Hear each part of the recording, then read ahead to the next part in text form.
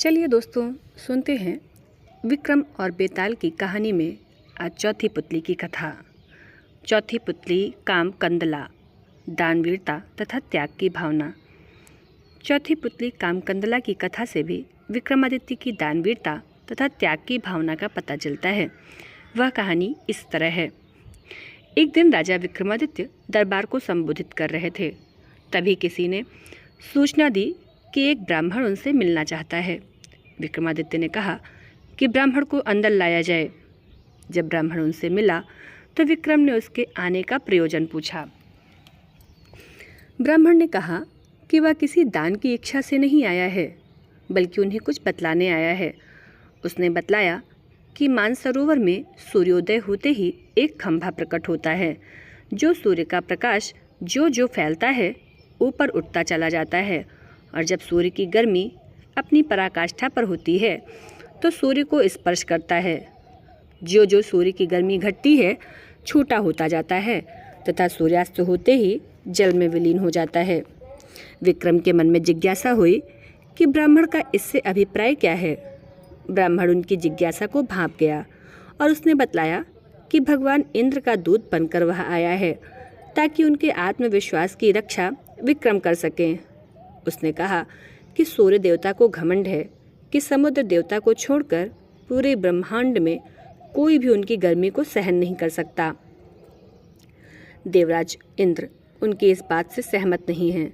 उनका मानना है कि उनकी अनुकंपा प्राप्त मृत्युलोक का एक राजा सूर्य की गर्मी की परवाह न करके उनके निकट जा सकता है, और वह राजा आप हैं। राजा विक्रमादित्य को अब सारी बात समझ में आ गई। उन्होंने सोच लिया कि प्राणोत्सर्ग करके भी सूर्य भगवान को समीप से जाकर नमस्कार करेंगे तथा देवराज के आत्मविश्वास की रक्षा करेंगे।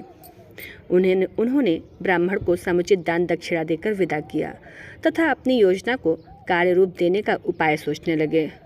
उन्हें इस बात की खुशी थी कि देवतागण भी उन्हें इस योग्य समझते हैं। भोर होने पर दूसरे दिन वे अपना राज्य छोड़कर चल पड़े। एकांत में उन्होंने माँ काली द्वारा प्रदत्त दोनों बेतालों का स्मरण किया।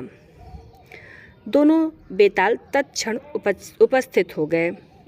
विक्रम को उन्होंने बताया कि उन्हें उस खंभे के बारे में सब कुछ पता है।